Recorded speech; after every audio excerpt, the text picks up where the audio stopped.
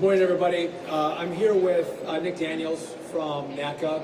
That's the union that the air traffic controllers belong to, as well as Frank McIntosh from the FAA, the ATO organization that manages this portion of the FAA that deals with air traffic controllers. So listen, I had a chance to go speak to some of the controllers here at Newark. We had some donuts, brought some coffee, brought them some pizza, but I wanted to talk to them about what impact this shutdown has on their lives, on their ability to do their jobs. And so these air traffic controllers, they're critical infrastructure. They're critical to the operation of the federal government. So they're required to show up for work. And when they come to work, I want them to think about the departures and arrivals of airplanes. I want to make sure they keep Americans safe and airplanes safe. But what the consistent message was from these controllers was they're not just now thinking about the airspace and the jobs they have to do in these towers or TRACONs or centers across the country. They're thinking about, am I going to get a paycheck? And their paychecks should come a week from tomorrow. And so now what they think about as they're controlling our airspace is, how am I going to pay my mortgage? How do I make my car payment? I have a couple kids at home. How do I put food on the table? I'm working 6 days a week. Do I have to take a second job and drive Uber when I'm already exhausted from doing a job that's already stressful, to think about how I can make extra money because the government may not provide me a paycheck? So in a job that's already stressful, this shutdown has put way more stress on our controllers at a time when they're already working on equipment from the 1960s, 1980s, 1990s. We ask them to do their jobs on equipment that has not been state-of-the-art. We ask them to do their jobs on old equipment and keep our airports operational at a time when they don't have the best equipment at their disposal. And so I wanted to hear them out. I wanted to hear their concerns and make sure that that those who shut the government down, I want to make sure that Chuck Schumer and Hakeem Jeffries know that this is not consequence-free. There are issues that arise throughout America that impact our everyday lives, that can impact our safety when you shut the government down. And again, up in the tower, these are great American patriots. They're American citizens who are serving the American people. And I think it begs the question, why? Why would Chuck Schumer want to shut the government down and focus on people who are not American citizens and their health care and issues that are going to evolve over the next weeks and months, that he wants to shut the government down today? And again, I want to be clear. Do I think they're more stressed right now in our towers? Yes. Is our airspace unsafe? No. Right? If we think there's issues in the airspace, we will shut it down. We will close it down. We will delay. But again, it's creating a ripple effect for our controllers. Not only that, many of you know what essential air service is. So essential air service provides airline services to communities that normally would not get it. Right? So we give some subsidies to the federal government that in smaller communities to give them service from the airlines. That money runs out this Sunday. So there's many small communities across the country that will now no longer have the resources to make sure they have air service in their community. The number one user of this airspace is Alaska. Again, you don't have roads in Alaska. They travel by air, and a lot of these are small communities. Alaska will be impacted, but every state across the country will be impacted by the inability to provide the subsidies to airlines to service these communities. Long-standing program, bipartisan support in the House and Senate. It's an important program, but we don't have the money for that moving forward. One last point. Many of you have heard me talk about surging air traffic controllers, making sure we get more controllers through our academy in Oklahoma City. And then when they get out of the academy, they have to be trained up. And we have a lot of training facilities across the country, but the support staff that train those controllers when they're through the academy are at risk of being laid off. And so what this can do is we're trying to bring more air traffic controllers into the system so we have less delays, less cancellations, It's more challenging to get those students through the academy, but then also trained up in facilities like right here in Newark. So these can have longer lasting impacts at a time when we're trying to supercharge. This shutdown makes it more challenging for us to actually do our jobs. And again, this doesn't just end after the Democrats decide to open up the government. It has a longer lasting impact on our ability to make up the ground and the shortages that we have right now with air traffic controllers. So this is having great impact, great concern, great stress on our system at a time when we're trying to reduce the stress. We're trying to improve the efficiencies. We're trying to increase controllers. We're trying to modernize our airspace. All things that the American people care about. And this shutdown, again, that Chuck Schumer wants to have because he wants to fund illegals' health care, makes no sense to me. I think he should care more about what happens right here in the New York airspace and across the country, as we want to make sure we have air travel safe and controllers focused, not on their mortgages, not on their next paycheck, not on food at the table, but actually on making sure you and your family are safe. And so with that, again, I'm delighted to have the president of the Air Traffic Controllers Union, NATCA, Nick Daniels, here with me. He's going to say a few words, then we'll go to Frank McIntosh from the FAA to say a few words, and then we're happy to take any questions from all of you. Nick? So good afternoon. I am Nick Daniels. I am the proud president of NACA, the National Air Traffic Controllers Association.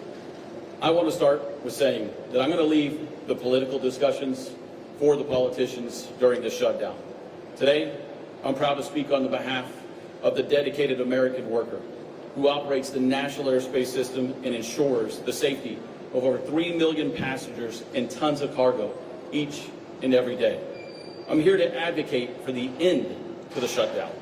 We need to bring this shutdown to a close so that the Federal Aviation Administration and the committed aviation safety professionals can put this distraction put this distraction behind us and completely focus on their vital work.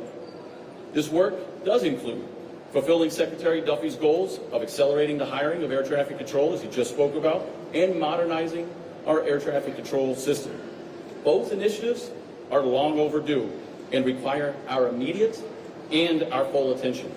We do not have the luxury of time. We do not have time to waste on the unnecessary distractions created by this shutdown. So our message is clear. End the shutdown. Thank you very much.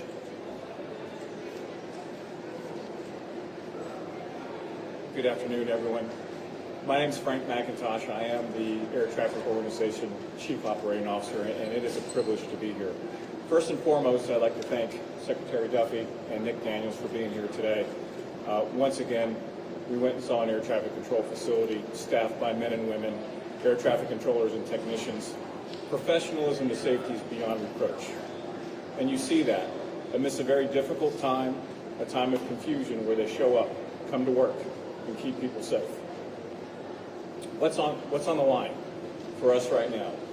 We have a lot of momentum, thanks to Congress and $12.5 billion of a down payment of a modernization of an air traffic control system. We have a surge of air traffic controllers per Secretary Duffy's plan to get us healthy. I want to speak about Newark specifically.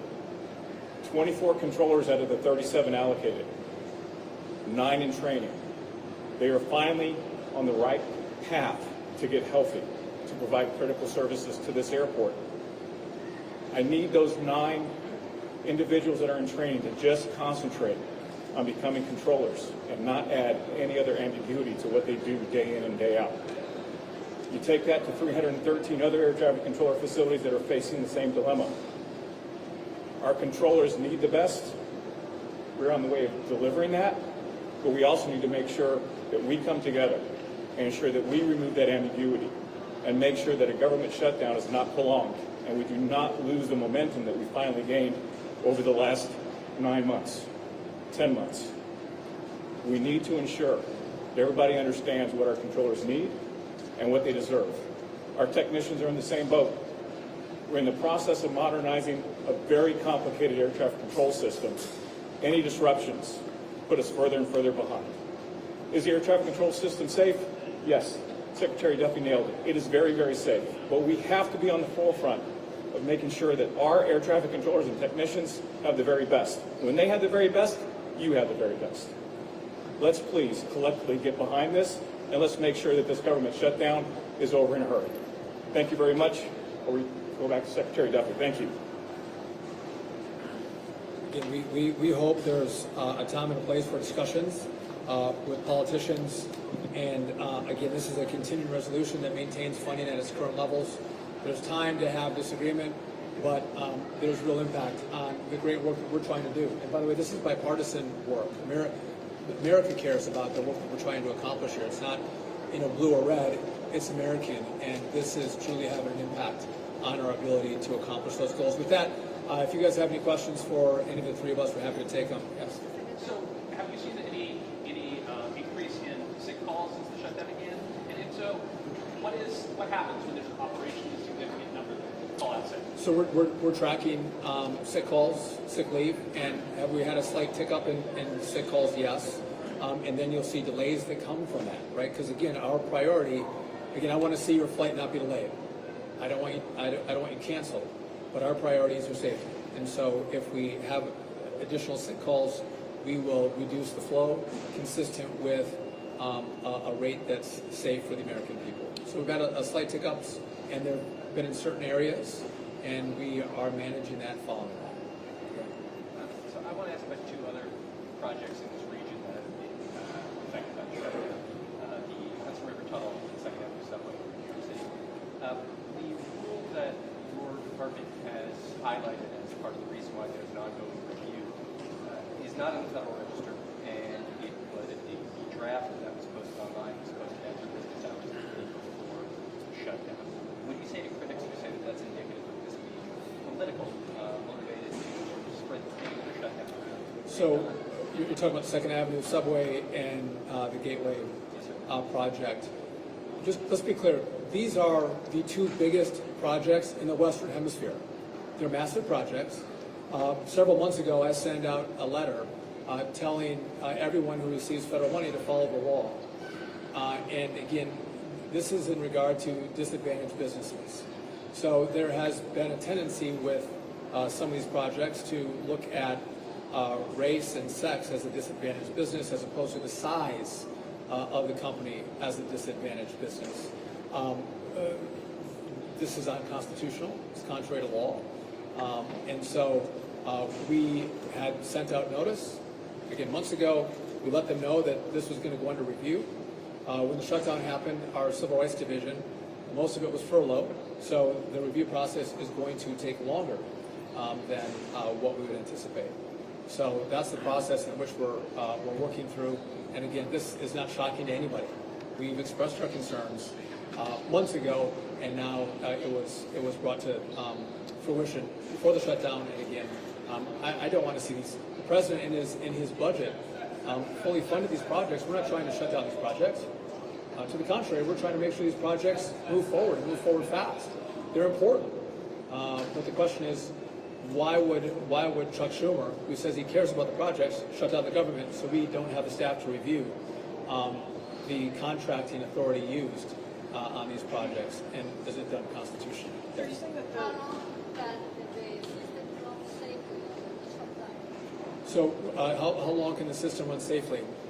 So for essential air service, that is going to be impacted as of Sunday. It was going to be Thursday. We found some more money to put into it. We're trying to do the best we can to keep this process with minimal impact. The controllers have to show up for work, right? They have to come to work. They're part of our critical infrastructure. The problem is they're going to show up for work and they're not going to get paychecks. And like everybody here, these are working men and women who rely on their paychecks, and they set up their payments consistent with when their paychecks are going to come in. And they're going to do the work. They're not going to get the check. And again, they have bills they have to pay. So now they're thinking about that at the same time that they're controlling the airspace, which I don't like that. That is not. We want them to leave their personal problems at the door when they go into a tower or into a facility. And again, they've expressed those concerns to me. They're going to be there. They're going to continue to work, but they might actually have to take. Someone was saying, I might have to pick up Uber. I work 6 days a week. in the tower, and I might have to pick up some Uber jobs. So they come into work tired, exhausted, because they're trying to make that extra money to make ends meet, all the while working 6 days a week to keep you safe in the airspace. Yes. I was wondering how much of a concern is absence of control of your team at your company checklist? Are you seeing any indication that So absenteeism as a concern, again, we've had a few airports and we're tracking it. We don't have one facility that has had long-term issues with sick leave, but that is concerning to me. And if someone has to take sick leave to drive Uber to make the difference, those are decisions they're going to make themselves. But of course, that's concerning for us. These are high-skilled, high-performing, safety-driven professionals.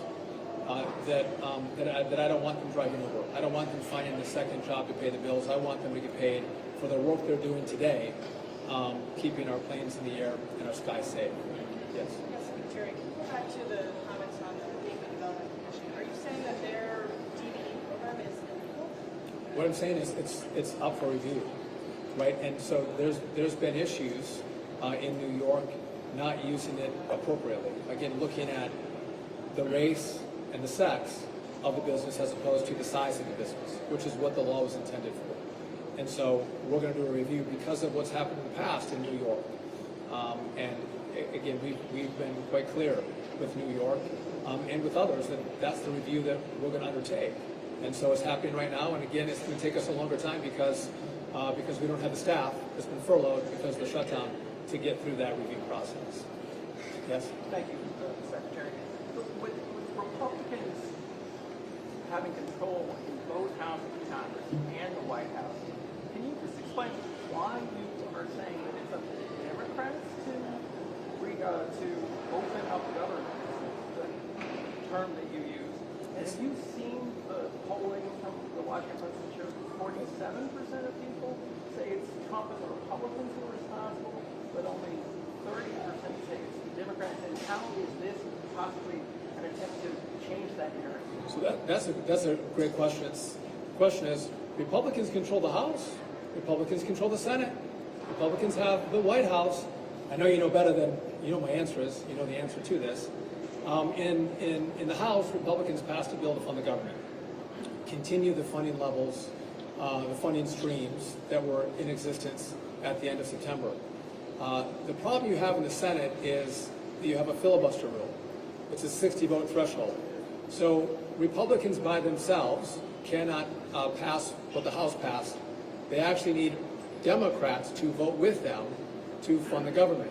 And if Democrats say no, again, there's over 50% of senators in the Senate who have voted to fund the government. And by the way, it's been bipartisan. Several Democrats have voted to open up the government and to continue the conversations and negotiations. But when a majority of Democrats in the Senate say no, you can't get to that 60-vote threshold. So when I tell you that Democrats have shut down the government, it's Democrats who have withheld votes to prevent us in the Senate from getting to 60 votes, and therefore the government shuts down. So it's a 60-vote threshold, not a 50-vote threshold in the Senate. And again, if Leader Schumer wants to do a one-off and say, for this vote, you don't need Democrats to be able to just go with a simple majority, that's great. And it'll open back up. But he's using his leverage point of the filibuster rule to make sure the government stays shut down, because he can't get to 60 votes without Democrats.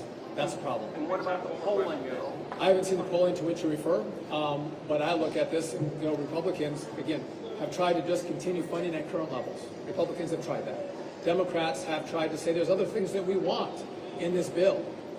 And again, it does beg the question, why are we so concerned about illegals' health care? Why is that an issue? Again, we should care about Americans. We should care about American citizens, Americans' air travel. That's who we were elected to represent. And so I think the Democrats are misguided in what their priorities are. And they should focus on the American people as opposed to those who've come to the country illegally. Yes. This is part of that's okay. First, you mentioned the modernization efforts and the $12.5 billion down payment. Have those efforts actually began and has the shutdown actually impeded those efforts or the funding? And the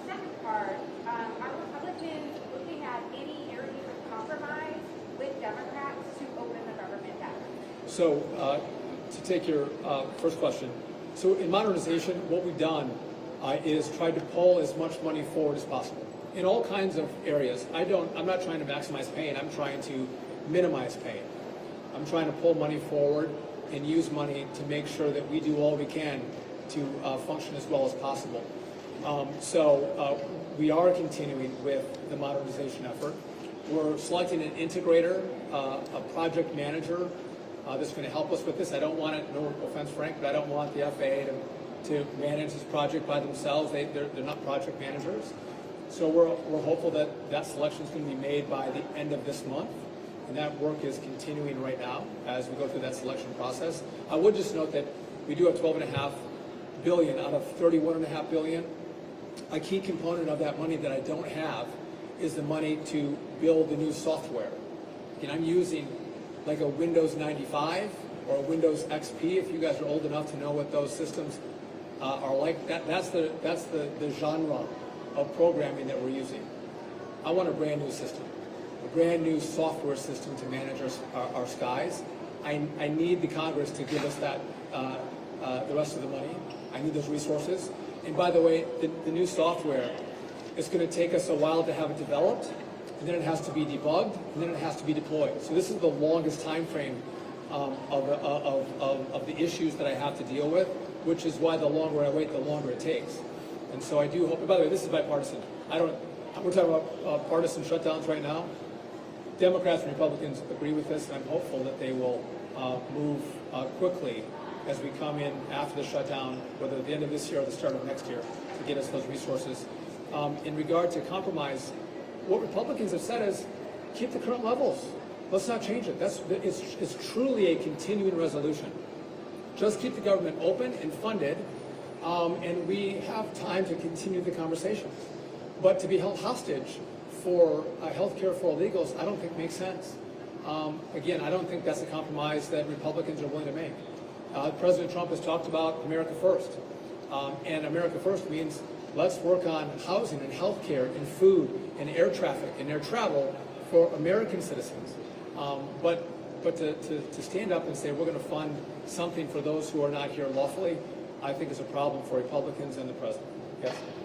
President Trump has threatened layoffs at federal agencies if the shutdown continues. Will the FAA or U.S. Department of Transportation see any layoffs? So we've had layoffs across the Department of Transportation, which FAA is part of. But in regard to critical staffing positions, like air traffic controllers, they have not been laid off, right? But the Civil Rights Division that reviews issues with the big projects in New York, they have been laid off. So again, if it's critical infrastructure, critical jobs that maintain safety, whether it's on our roads, our rail, our bridges, our airports, those folks come to work. But they come to work without a guarantee that they're going to get paid, which is why they're so concerned as they're in these towers, controlling this airspace, thinking about what's going to happen in their own homes. Again, they're not wealthy. They don't have 3 or 4 or 5 months of cash sitting in their bank accounts. Like many of us, they go from one paycheck to the next, and they rely on that to pay the bills. And as of right now, that paycheck's not going to come, and that concerns them. Last Yes. question, guys.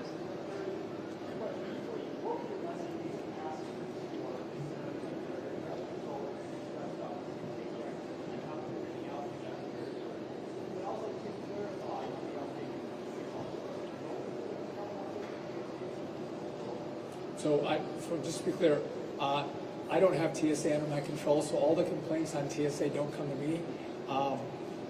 But in regard to controllers, yeah, there's controllers that have called up sick, so we're tracking it, and I don't have a continual problem in one area, right? There's been, one facility one day, another facility another day. In some areas there's been a 50% reduction in some of the staffing, and again, we're tracking it, and we take the appropriate action necessary to make sure our skies are safe. And again, we have great managers that are here. If we see there's issues in the tower that are affecting controllers' ability to effectively control the airspace, we'll reduce the rate, and you'll see more delays, or you might see a cancellation. I'm willing to do that before we're willing to risk anyone's life in the air. By the way, we're here in Newark. At the end of April, early May, we had 2 outages that were very concerning. You saw the rate get reduced dramatically. We worked with Verizon and our other partners, and we put in redundant fiber lines as opposed to the old copper, and that has been functioning very well. The last stats I have for several months, Newark was the most on-time airport in the whole system. So things are going better here, and we're moving at a way different speed than what they moved in past administrations. Again, trying to address the problems as quickly as possible. We saw an outage at DFW a couple weeks ago. We had redundant lines in DFW, but they had a single point of failure in that system, which means you don't have redundancy. And that single point of failure failed, and you saw some mass outages that rippled through the system. Again, those are the issues that we're looking at, which is why part of the $12.5 billion is to rebuild the telecom infrastructure and make sure you don't have another Newark, you don't have another DFW. You take care of it, you do it right, you do it fast, and you make it worthy of 2025, not worthy of 1998. One more question. Can you say where the If I may, sir, just to put things in perspective, think about the worst case scenario. I know your concern is great that there was a 35-day shutdown about 7 years ago. What happened?